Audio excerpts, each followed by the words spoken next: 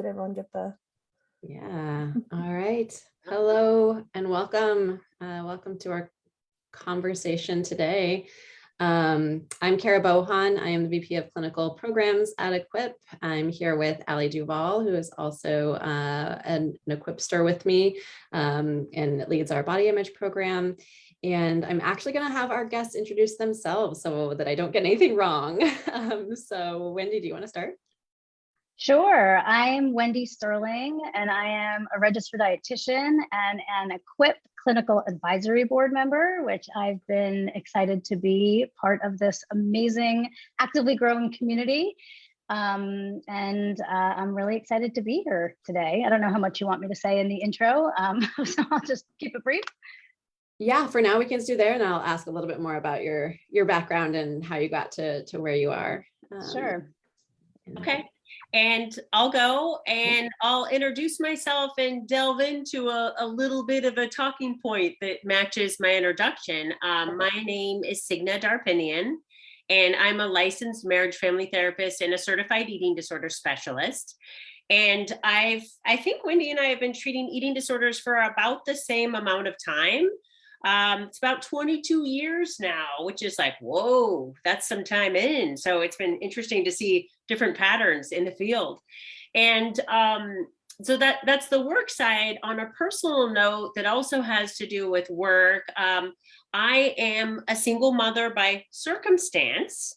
Some people use that term. I line up with it. And what's been interesting about our work and being a single mother is that I don't have a partner in the home that might have different values as it relates to body image and food. And so that's been really interesting because, as we all know here, you know, the parental subsystem, which is just kind of fancy for whoever's in that parent role, whether it's a caregiver, a single parent, a partnership, co-parenting, you know, a lot of times people struggle where you have one parent in the home that has one set of beliefs and another parent who thinks a different way.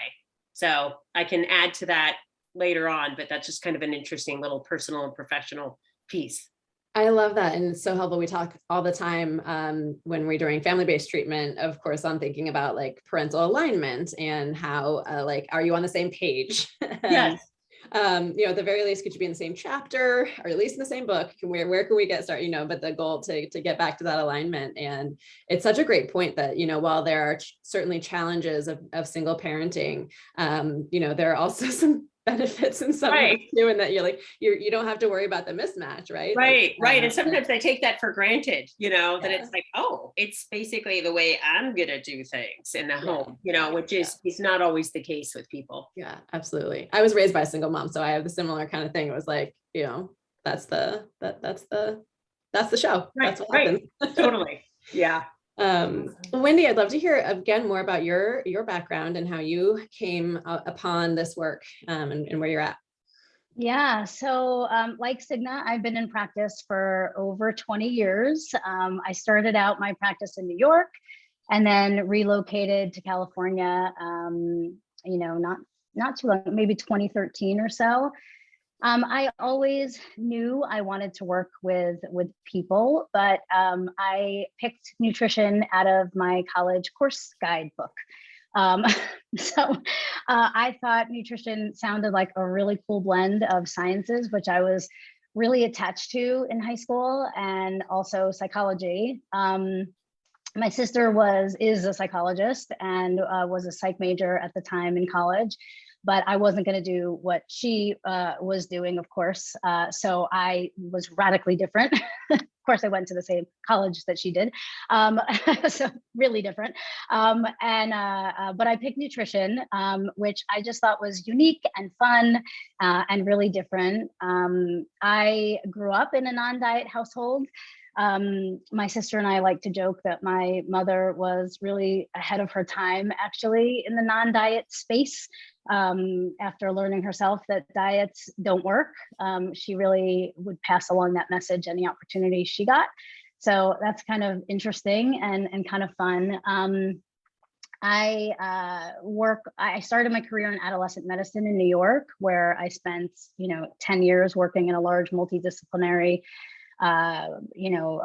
center with lots of doctors, adolescent medicine docs, psychiatrists, therapists, etc. And I also worked with professional sports because, those things go well together. So right down the street from where I was working in New York was the New York Jets. And I started my professional sports career at the same time I was in adolescent medicine. And I've worked side by side doing sports nutrition and eating disorders. And I've worked with the New York Jets, the Golden State Warriors, Oakland A's. So that's been a really fun thing. And as a result, I have treated almost entirely adolescents and adults with eating disorders, as well as athletes. And, I was, a dancer, a competitive dancer and a cheerleader. So I love that integration myself. And yeah, so that's a little bit about my work. Awesome. I just love hearing from both of you, hearing your experiences, your background, and what you've been working on, and just how those two things really work together when you're building a book. And so I'd love to hear a little bit more around, like, what's the inspiration behind your book, Raising Body Positive Teens? Like, how did it come to be? Yeah, so, the book is co-written by Raising Body Positive Teens, co-written by Signe, who's the therapist, co-author, Shelly Agarwal, who's not here with us, unfortunately, today, but as the adolescent medicine, co-author, and myself as the dietitian. And, we are specialists in eating disorders and adolescence. And we really felt strongly that multidisciplinary lens was really valuable as a tool to infuse into our book. We actually first wrote No Way I think we started writing in 2017, which was a book. The full name is No Way. Let me see if I can get this right. A Teen's Guide to Positive Body Image, Food, and Emotional Wisdom. And that book, which was our first collaboration, was really written for teens, and that was meant to help them navigate adolescence, the wonderful world of adolescence, which was food, emotions, body image, stress. And then when it comes to food, we had a really cool tool in there called the Hunger Meter, which really helped them to identify what's enough, how to avoid being ravenous, and lots about a non-diet approach. We really see it as like a preventative book against eating disorders, and lots of interactive activities. And what was happening with that book is that many parents were reading that book alongside of their teen, or maybe pre-screening it in advance of giving it to their teen. And they sort of came to us and they were like, where was this book when I was a teen? Or, do you have one of these for me? And so, eventually the publisher came to us and said, can you write something like this for parents? And, of course we were thrilled because we had originally imagined that there would be a teen book and then eventually a parent book. Yeah. Oh, I love that connection, because I think it's so important when we're talking about body image, or when we're talking about diet culture, especially, or all of these pieces, that we're not just speaking to teens, but we're also talking about parents in tandem, everyone too. Yeah, Absolutely. Awesome. Wendy, you've said a couple times, both in relation to your own mom and then also in reference to the book, about the non-diet approach and kind of a non-diet perspective. And in the book, there's a lot of, discussion around fighting against the diet culture and everything like that. Can either Signe or Wendy, either one of you, how are you defining diet culture? What does that mean? I'm not sure if everyone who's with us is kind of an understanding of that one. I'll take it. I've got a little dog barking in the back, was presented to me as a therapy dog, but sometimes more like anti-therapy dog. So I'll back up and sort of segue into it, because I do think it's a good question to ask. So in going back to the piece that we were talking about with the parents or the caregivers, for starters, we have in our chapter 5, which is diet-free parenting. And diet-free parenting, by the way, was a chapter that was co-written by Anna Lutz. And we have in there, so as a starting place, we have what we call diet-free parenting self-assessment. And so at the end of the chapter, it's for one parent or both parents to take there's like 13 questions. And one example, I printed it out for us here. Just one example would be, number one, I speak about food in moralistic terms and label them as good or bad. Do I sometimes do that? Do I rarely do that? Do I never do that? And so what we do is the goal is for the parents to become awake and aware of their own relationship to food and body and assess themselves. And the higher the score, the bigger the indicator that you might need to seek out professional help with a weight inclusive non-diet professional. And so that's a starting place to be sort of awake and aware of like, where am I? Because it's not, food is something we're dealing with consistently, but we're not always so awake and aware about the messages we're giving ourselves, let alone other people and our kids. And so it's a starting place. And then we want parents to be thinking about, how might I want to be different as it relates to my own body image or my relationship with food. So we start there. And the way, one of the ways that we define diet culture is a simple way, so there's a couple different things. So anything where the intent behind it, the motivation behind it is intentional weight loss. So that's a little tricky though. That sounds really simple, like, oh, all you have to know is if it's intentional weight loss. But again, we're not very awake and aware about our own relationship to food and body, any of us, because we're all in this culture. And we're not always honest with ourselves either. So diet culture, that's one way of thinking of it. Anything where the intent is intentional weight loss. And then another definition that I've heard before that I really like is when, this is not mine, but somebody was saying one time, it's like, if the food plan that you're up to, if there's a way to get it wrong, that's typically a diet. So those are two things, and two ways of thinking of it. And one of the things that I think is so interesting, given, we mentioned having this pattern or this 20 plus years in the field, things have really changed. So early on, I would get a call, 22 plus years ago, I'd get a call from a parent saying something like, oh, my daughter has been doing Jenny Craig and it didn't go well. Well, of course it didn't, right? And now we need help. And so dieting back then was just so much more straightforward. And now what we're seeing as diet culture has seeped into, or as wellness culture has seeped into diet culture, the thing that we are hearing the most often by the time people get to us, which as a reminder means there's already a problem. The thing we're hearing from parents is, I just thought they wanted to eat healthier and exercise more. So that's an example of how wellness culture has seeped into diet culture, and it can be sneaky. And even though parents on one hand are a lot more well-informed, they even know catchphrases like body positivity and how popular non-diet approaches are, it still can be very sneaky. And so I often say something that is not controversial to us because we are in a bit of a bubble. It is controversial to other people. We have an article that was published yesterday, and we've got lots of interesting negative feedback, right? And a lot of positive too. But I often say it's not healthy to only eat healthy. So we all know that. And yeah, if my child came to me and said, Mom, I want to start eating healthier and exercising more, I would respond in the same way as if she asked me to take up smoking cigarettes. For me, that would be a red flag.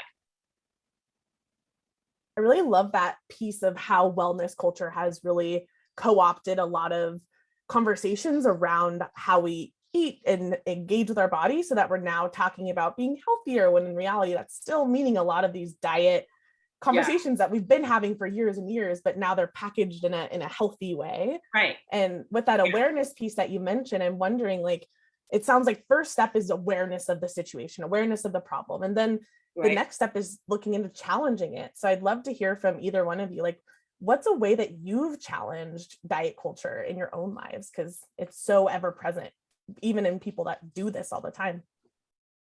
Wendy, do you want to take Yeah. it, or do you want me to? Well, this happens every day. It feels like it happens just about every day. There just seems to be so much commentary on weight, on diet, on food. And so it might look like me intervening to say something like, hey, let's keep this weight loss commentary away from the kids. I just feel like I have zero tolerance for stigmatizing comments about other people's bodies, or weight loss talk, or diet talk, or talking about why certain foods are bad or unhealthy in front of my kids, or ever, but like particularly in front of my kids. Talking about sugar and all those things. I sometimes will hear like the kids comparing themselves to each other, or talking about things like that. And I don't love the comparisons either. And that, by the way, is sometimes a little more subtle, because I think kids will compare anything. So an example was like, not too long ago, my kids were comparing their goggles to each other. And so one had more foam, and ones were longer, and ones were better, and ones were more shiny. And, these are really subtle things, but, I kind of intervened and was like, do we really need to compare our goggles? Like, we're really lucky we have goggles. And let's be grateful, and be like, let's not compare. Yours are purple, yours have foam, like those are just facts, and let's leave it at that. And so I just think even things that aren't related to body, like, let's stop comparing, because once you get into the habit of mine is this way and yours is that way, then that can trickle to height and size and feet and, waist and, all kinds of things, how your clothes fit. And so I think that is something that parents can kind of step in and kind of intervene with. Wendy, I've never thought of this as it relates to goggles, but who says you have the right pair of goggles and I have the wrong pair? Where am I getting that? Advertisers. I like it with goggles.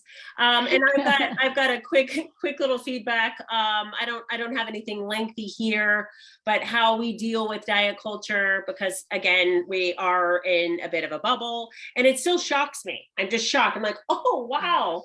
But it's all around. It does shock me regularly. So I have a couple of different techniques, but it depends on what the situation is, where I am. And by the way, we have an awesome excerpt on the ways to handle these questions from kids from Virginia Soul-Smith, one of the leading anti-diet journalists, in our body image chapter. And I interviewed her. It's on my podcast, Therapy Rocks, as well, in case people want to delve into it a little bit deeper. But a couple of different things. So let's say that we are out to a meal, and maybe I'm out with a family member, or maybe a family member and my daughter, and there's commentary on the soda that she's drinking, for example. So what I might do is maybe, I'm like, what, I really just want to enjoy this meal, and I am not interested in engaging in what I think will end up being a circular conversation. Right? Does that make sense to everybody? A conversation that just goes around and around when I am pretty clear maybe that I'm not going to reach an individual. And so I might use a term that I heard recently that I really like. I might use the art of redirection. So I might say something along the lines of, we have an all foods fits household, where soda is a part of that. And then I might redirect it to, isn't that a beautiful view? Or isn't it a lovely day in Oakland? So maybe the art of redirection. And it's always interesting to me too. It's like nobody ever considers how the freaking out about soda and how bad it is for you on a regular basis is bad for health. So everything just really sort of gets transmitted to food and body when they are just one part of a very large puzzle. So anyway, freaking out about soda, in my opinion, might be worse than the soda. Just send your soda love and drink it. What's the big? So art of redirection is one, when you don't want to engage in a circular conversation. And then there are other times where I'm just more direct or preventative. So today, my daughter had her yearly checkup at her pediatrician's office. And I am preventative. So I'll make a call ahead of time. We're body positive and we're doing this and we're doing that. I want to make sure the doctor knows, but then I don't leave it at that, because I figure doctors don't have a lot of time. And so what are the chances that the doctor is going to have the time, going to be able to take the time to read that note and remember when we're in there? So when I get there, I do it again And today I'm super annoying too, by the way. And I did check it out with my daughter ahead of time. I'm like, are you okay if at the end, when they ask about how healthy we're eating, you're okay if I say like, I don't think that's very healthy. We're trying to not eat that healthy. You're cool with that? And she's like, you just do whatever you want. And so anyway, I did it again in real time. So that's an example of just being more direct or preventative, sort of trying to catch it ahead of time. Well, and you also have that collaboration there too with your daughter. So not only are you modeling it by doing it, you're also including her in the process, which is so cool. And something that I was thinking about with the goggles that made me think of is I identify as fat. So as a fat woman, when I'm out in the world, a lot of kids will point to me and be like, oh my gosh, like she's so big, that person's large. And the parent reaction is that kind of freak out of like, oh my gosh, don't say that, like be quiet, don't do that. But what would it look like if we were like, how cool is it that bodies exist at different, like all of our bodies are unique, body diversity is awesome. So that art of redirection in a positive way, rather than focusing on that and kind of feeling that panic yourself, I think is so powerful here. Right. And in the interview I was talking about with Virginia Soul Smith, the title of the podcast is Mom, Am I Fat? Well, that's going to go one of two ways. Is your child fat? Well, then yes. And I can see that you think it's a bad thing. Let's talk about that. Absolutely. Just taking the air out of it. Mm-hmm. I love that. Yeah.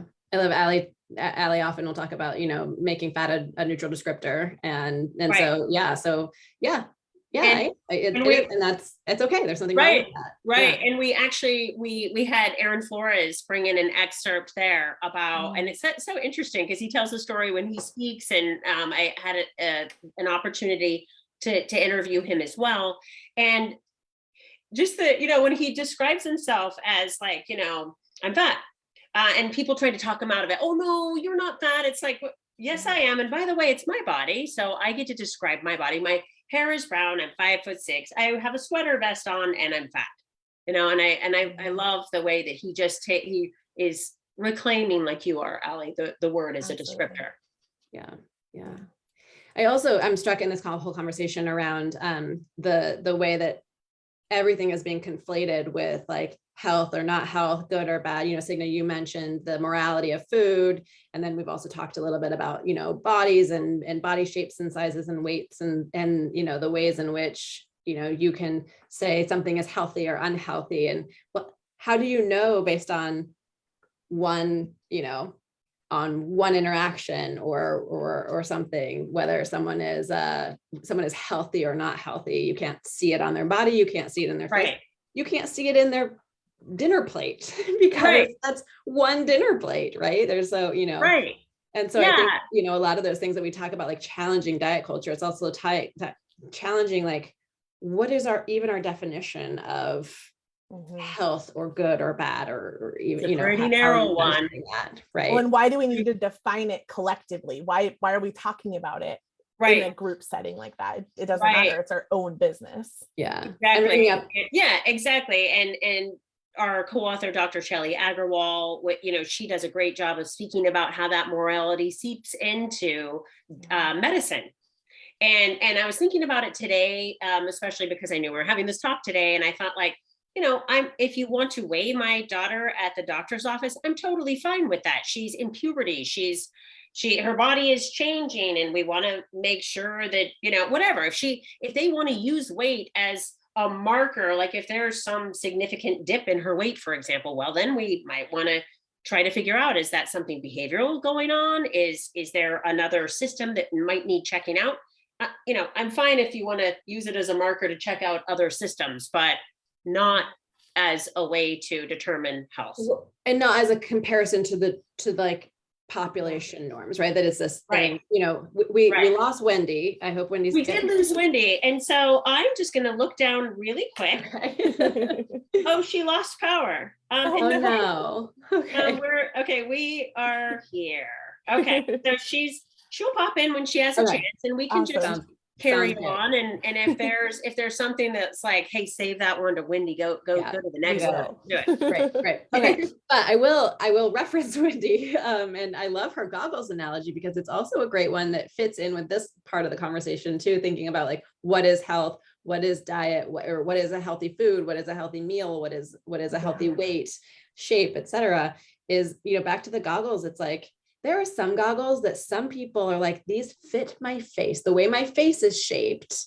These are the goggles that keep the water out, right? But like, this person is like, those are not the goggles for me, right? Those are the goggles. When I wear those goggles, they don't seal up at my face. They let water in. They're no good for me, right? And so this idea that like this one size fits all, like there's no one goggles. Right, and I love it with the goggles. Who knew we would have this amazing? I know. Here's Wendy. There's Wendy. Who knew we'd have an amazing Google goggle analogy? Goggles. We're sticking with your goggles, Wendy. We love it. I'm so sorry, you guys. I lost power. It's 100 degrees here, and I'm not sure if it's that or some other electrical things going on in my neighborhood. That's never happened to me. And I bet it. While I'm on a Facebook Live with who knows how many people. It's going to give me a great opportunity to do some talking. So what Wendy would say. So what I missed. We were just on the goggles. We're running with your goggles. And I can't believe you like my goggles. I don't think I've ever shared the goggles story. It's the best thing ever. It just like really came to me. Who says you have the right goggles and I have the wrong ones? I love it. Yeah, there's individuality for what goggles are right for the right person. Yeah, and, you know, and you can look at the reviews on Amazon and they're all different, right? For the goggles. Exactly. Some people love them. Don't ever stop making these. And other people are like, these goggles are from you know where. You started with a book and your next adventure is making goggles. I love it. Okay, so we talked, actually, Signe, you already kind of answered a little bit of this in terms of how parents can deal with when diet culture shows up in their homes. You gave some great examples of doctors' offices. You gave some great examples of, conversations that come up. Any in conversations, since the people have been reading the book and responding, or even when people are reading your book for teens and kind of responding, any good stories or things that you have heard from parents on how they're dealing with diet culture in their homes? For example, you want me to take it, or you want me to go diet culture in the home first? I've got one idea.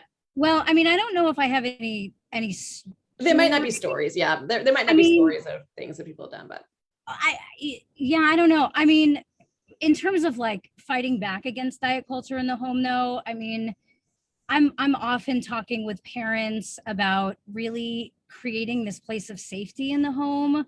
And by the way, I'm sorry if you guys already covered some of this. Obviously, I dropped off the face of the earth for like 7 minutes or however long it was.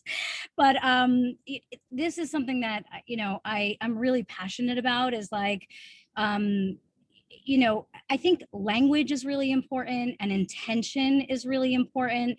And so often, parents know body positivity and they may have gotten the message, all bodies are good bodies. And that's like a very trendy phrase. But so they may say all bodies are good bodies, but then in like a different breath, they may kind of comment at the table, did you see so-and-so, like they gained so much weight, and then how could you, that there's a discrepancy there. How could you say all bodies are good bodies and then you're really commenting negatively about somebody's changes in body? And so kids pick up on that. They're really very perceptive. Or alternatively, someone may say something else like, did you see Jeff? Look how great he looks. He's lost so much weight. And so when you say things like that in the home, kids are getting the message that praise and admiration comes from weight loss, or from looking a certain way, that thin is good and anything less than that is not good. And so if you want attention, then do A, B, and C to get that attention. And so, I think, parents have to be really careful about the messages they're sending and the subtle messages they're sending, because kids are super perceptive. And so, I think that's important. A parent asked me the other day, like, can I tell her she looks so fit? And, fit is code for thin, that is another way of kind of saying that. And I don't love the idea of commenting on someone else's body without their consent anyway. And so like, can you comment on someone's like, energy, or, that they seem happy, or like their hair looks good, or, something like that. Right. Like, so, I just think some of these, and, parents ask, like, they don't realize, like, they don't no, but these things almost always have a lot deeper of a meaning. And then what if the person who looks fit, like decides to look, they don't feel like exercising, or they get injured, or they don't want to do it anymore, or, I don't know, or they were dieting and then they gain weight back. And then and so I think it's just, we have to be real careful with kind of what we're praising. I love that idea of like what you're praised for then becoming, I think for a lot of, especially I think during teenage years, especially where you're forming your identity and you're figuring out who you are and who you want to be, as a person, those like really formative, those formative years of adolescence that you then think like, if that's what you're going to focus on for praise, then it starts to get incorporated into like, is this my value? Is this what's good about me? And then yeah, what if that changes in the future? What if my, hello, bodies change anyway, but like, then how do you, react to that? I also really love, Wendy, what you were saying about like the direct versus the indirect, right? Like the things you say to your child are maybe even less important than the things you say around your child, or, that they can overhear or observe or see. How hard is it for your child to believe you when you say, you're beautiful no matter what your weight is, you're beautiful no matter what your shape is, you're beautiful, you're amazing no matter what your shape is, and then sit there and turn around and say, oh my gosh, look at how great this person looks because they lost weight, right? Like how can they believe that? How are those both things true? So I love that you were kind of commenting on both the direct and the indirect. Can I bring in something there too? It makes me think of to dovetail off of what Wendy's saying, kids can sniff it out. When there's an incongruency in what is being said and what's actually being done, they can sense it. And of course, it depends on the age, right? When they're younger, they can feel it and sense it. They might not be able to articulate it or know exactly what's what, but as they get older and savvier, they know the difference between, we're an all foods fits household, but I'm always eating quinoa or kale while you're having ice cream, or while you're having pizza or whatever it is. So they have the spidey senses. They can sniff it out. They can sniff out the incongruencies. And so it's not like, parents are obviously in this culture too. And they're, let's say like part of the book or one of the main purposes for the book is to give people a point of reference for what a peaceful relationship to food and body even looks like. Because as Wendy says, often it's like people have lost their way. And so, we don't expect them to already be there, but to become more awake and aware of what they're saying, and to really try to have more congruency in words and actions, which builds a more trusting relationship of any kind, with anything. I also was thinking about, the ways in which parents are also a product of our own diet culture, right? And so, as we have all grown up in the environment that we're exposed to. So while we're talking a little bit about like, oh, you want to model things, whatever, but it makes sense that your instinct is to praise someone's weight loss. It makes sense that your instinct is to do those things because that's the environment that we've all grown up in, and that's really kind of second nature to a lot of us. And so it's a lot of work and a lot of effort to make these changes in our behaviors and in our lives. I also just wanted to acknowledge, because I've talked with a lot of parents around this, where some of the unintentional reinforcement of diet culture at home comes from that place of like, I want to protect you from something that I've experienced, right? So if someone, has sort of been ridiculed for their weight or been, who has been negatively impacted by their weight in their lifetime and wanting to protect their child. And so some of the messages early on of saying, hey, let's not have that soda. Let's not have those chips. Let's not have those from a place of love and caring and wanting to protect a child from gaining weight and following in those same footsteps of having that same kind of ridicule or commentary around their body. I just want to acknowledge that and kind of put that out there in the sense that I know there's a lot of times when these messages that are supportive of diet culture are coming from a place of love, and just wondering, kind of thoughts around how can we reframe that, and how can we help people who are really doing it from a place of goodness to understand the negative outcome is still likely to happen. Well, I like the idea of, what I mentioned earlier, know your why. So creating a little space between you and the comments and the literature, and not just our book, but any book around the topic, right? The literature will really help support you. So you're reading about it, you're working on it, and then now you have the ability to create a little space between you and the messaging. So know your why. And if you check in and you're like, my why about the soda is because of fear of weight gain. Oh, okay. Well, then I'm going to kick that out. I'm not going to not allow my child to have a soda because of weight gain. So I think that it's sort of like a lot of us have sort of been in the movie of us. And now the goal is to be outside of the movie, watching it, which gives us a little bit more of a choice. So knowing your why and being really honest with yourself. So when I say know your why, I don't mean that your why has to be all these Pollyanna reasons. It can be things that are a bit shady. When I use that exercise for myself with anything, it's not always positive. Sometimes it's a little bit on the shade, but at least it gives you a choice. I can still see though, there's almost like I want to prevent weight gain because I want to prevent you from being ridiculed. And I think an important thing, an important message in this is to say, there's another way to get there, right? Like right. You can prevent the negative body feelings regardless of the weight, right? So if there's a different, if the ultimate goal from the parent perspective is to protect my child from having negative body image right. and being ridiculed for their body, there's another way to get there, as opposed to having it be via dieting right. and weight loss and things right. like that. And building resilience, because we can't protect them, and our Right. culture is fat phobic. And so building that resilience, and one of the ways we talked about diet culture, how do we deal with it, just sort of maybe outside of the home, like I mentioned, going to a meal or what I might do at the doctor's office. But one of the things that we've been doing in our household for quite a while now is in our home, we watch a lot of shows together and we watch movies together, and they can really, unfortunately, right, pop culture gives us a ton of examples to really point out diet culture and fat phobia when we see it. So we happen to be watching New Girl at the moment, and I really like New Girl. I really don't like the fat suit that Schmidt is in. I don't appreciate it. So when they do some sort of flashback to Schmidt in a fat suit, instead of ignoring it, we point it out.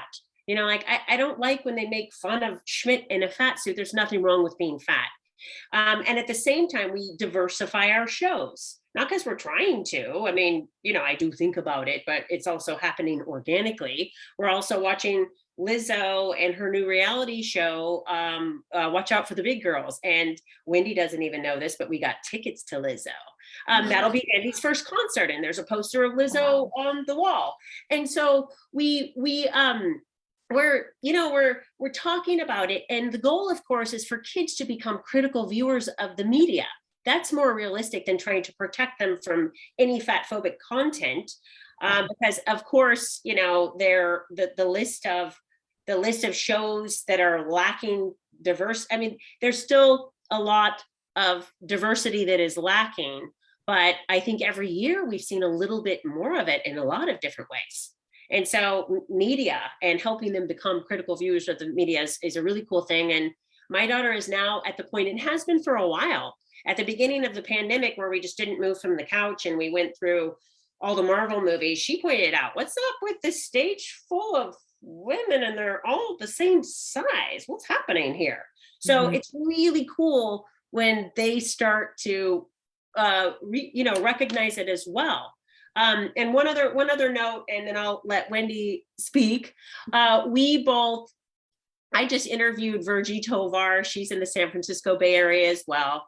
And we all had a chance to have lunch with her. And I interviewed her on her new book, The Body Positive Journal, which is very complimentary to our book. And the journal really is ageless, any age. So my daughter filled it out. She's 12. I did too. I'm 51. And we both really love how she points out the research that shows the visual processing center in our brains and the ability to recalibrate the body that's considered normal in our particular culture. And it's conditioning. It's conditioning. It's like, oh, but just knowing that our brain can spot out like, oh, there it is. There's the body. That's the normal one. There it is. It can just like recognize it. And of course, we all know that the media is representing 1% of the population, but we both love how she says, today is time to find the other 99%. Mm-hmm. That reminds me of something Cara and I talk a lot about, is how these messages have shifted our brains and what we see and what we point out. And in the same way that it shifted it, we can shift it. We can Totally. take back that power. It cannot be universal truth. It's learned. Exactly. It's conditioning. Absolutely. Which is cool because it gives you a little space. You're like, oh, whoa. Yeah, my brain is conditioned that way. How could it not be? Yeah. But to understand that anything that is learned can be unlearned. Yeah. What am I going to do today to recondition it, to change that for myself? I love that. Absolutely. What am I going to do today? I love that.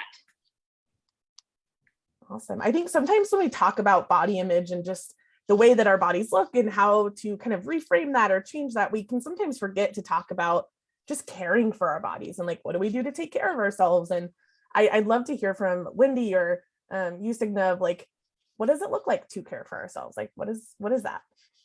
Yeah, well, for starters, eating is self-care, right? I mean, I think diet culture has confused people and turned eating into something really complicated, but it doesn't really have to be. And the act of eating food, eating it regularly and consistently, something that's satisfying, delicious, something that's available in your own house, is self-care, right? And it doesn't have to be elaborate or gourmet or organic, despite what like some Instagram influencer has said.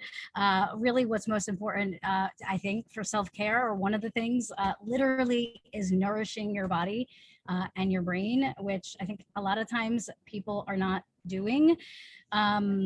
Movement, for sure can be self-care for some people if they choose for that. It adds happiness, reduces stress, can help with mood, but it's not sustainable when it's done for external reasons like weight loss or physical reasons. And it tends to be more sustainable when it's done for some of those reasons like happiness, stress relief, that I just mentioned. Self-care, I mean, we have lots of things in our book that we mentioned: stress management, emotional management, getting enough sleep, social connection, community, showering, shaving, having a cup of tea. But I think for people, it's, what is self-care for you? And I often will ask my clients that as it comes up, like what is something that gives you joy? Like, I love a chai latte from Starbucks that really makes me happy. And so like my kids know, like special day, like if I have time, and which doesn't get to happen often in our busy lives, but like that's fun, like that really makes me happy. So I don't know, you can never like guess what that is for somebody, but I think everybody has their own little unique thing that kind of, might excite them, or mine's a chai tea latte. But are they doing things for self-care? And I think some of the big things like sleep and eating and movement and, things like that, sunlight, Yeah, I love that. I think that leans into the awareness piece too, of not just of the diet culture messages that we're experiencing, but knowing what feels good for your body, what helps you get through each day, and like kind of attuning to that for yourself and trying to incorporate that more and more into every day if you can. It's back to that individuality piece, right? Like what's right for you might not be right for me. And, Wendy, you just mentioned the sleep thing, right? Like if you're not getting enough sleep, then at baseline, let's start there, right? Like let's start there before you start talking about like, oh, yoga is self-care. Oh, let me get these like nice candles or self-care, like whatever. It's like, well, if you're not sleeping enough, why don't maybe let's forget, no scented candle is going to make up for your lack of sleep. So and it's the same thing with body image work. We have sleep as its own chapter in both of our books, No Way and Raising Body Positive Teens, because how could you possibly feel good about yourself if you are sleep deprived? And working with adolescents, sleep is a fundamental part of sleep. We know that on average adolescents are getting 6 to 7 hours of sleep. My athletes need way more than that, close to over, 9.25 or something like that. And it affects everything. It affects their mood, how they're doing with food. There's an effect on sports performance, which as a sports nutritionist, I love. It's super fun, but it's fundamental and affects everything. And so we have that, as one of the grounding chapters in both books. Amazing. Well, I could talk with y'all forever, and I wish we could, but I want to end out our call today by having both of you share like your favorite part or something that you really connect with in the book that you wrote. Love to hear it. I'll go.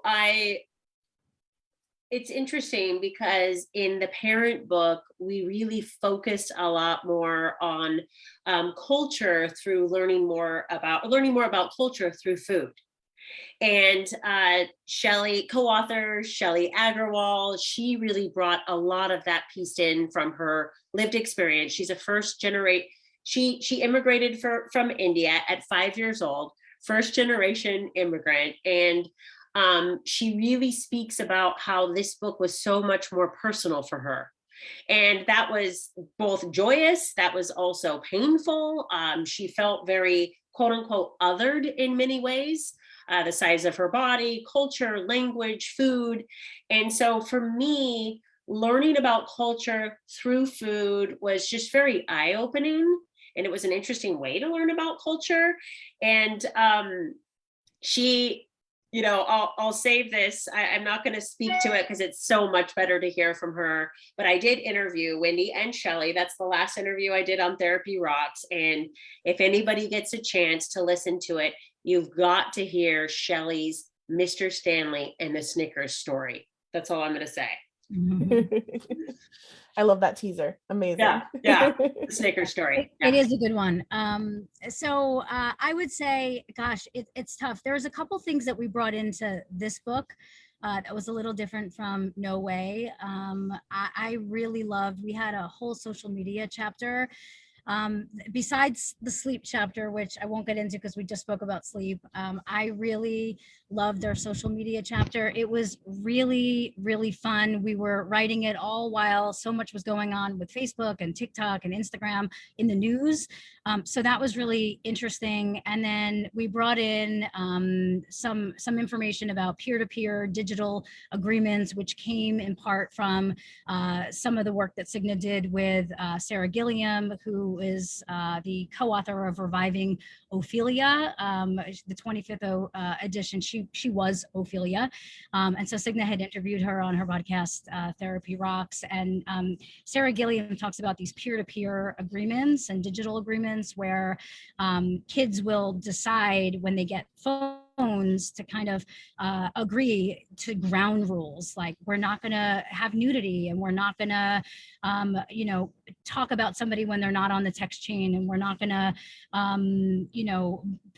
we're going to like go to bed at a certain time, and I'm not going to be here at 3 a.m. if there's a problem. Right. And so they kind of like set these ground rules with each other, which I like, my kids are young, but soon to be old. And so it's just like thinking about these things in advance is super interesting. And then of course, I love the food stuff, the exercise stuff. I mean, this is all stuff that I'm doing with my clients in session all the time. So it was just a super fun book to write. And hopefully it's something that will be helpful for parents. Amazing. Thank you both so much for being here. Cara, this was so much fun. Yeah, this is so fun. And we figured it out. And we made it happen. I mean, I didn't. Still so many, I was just thinking there's still like so many, like you just mentioned social, I'm like, how did we not talk about social media until the very end? Like, because social media is such a huge part of this, like how does it spread and infiltrate into our lives, right? Like lately that's been a big, culprit in terms of how this spreads. And, you mentioned the influencers, and also diversifying what you're exposed to. Well, a lot of that is the social media pieces too. And there's just so much richness. Like we could have a whole conversation just about, body image and social media. So yeah, a lot to dig into. We even have a tech meter. We spoke about the hunger meter, but in the social media chapter, we have a tech meter. How much is too much? how much is maybe not enough? That doesn't really make sense. Well, but even more reason to go find the book and read. I love it. I love it so much. It's amazing. yeah, a lot Awesome. of fun. Well, thank you guys so much Well, for being thank you here. for and having us. This was thank so you to much everyone fun. watching. Thanks much so much fun. for having us. This was great. And Great. sorry for my technological difficulties. It's a great day not to have power with 100-degree I was weather, just so, gonna say, I hope you get your power back so much just so you don't melt in 100-degree weather. yes. Thank you. And thanks All to right. Quip, by the way, for hosting and the support of our work always. We're, super grateful for that. Oh, and we have a talk coming in a couple days in the Central Valley region of California, and Equip is on our list for resources. We've already talked to your team, and we're just so grateful for your services that in areas such as the Central Valley region of California, where they're a little bit in no man's land, and it's harder to get access to care. So it's such an incredible option, and we're really excited to share your program with them, with their teams. Thanks so much. Well, have a great rest of your Tuesday, Yeah. everyone. Thanks. See you Bye, later. everybody. Bye. Take care.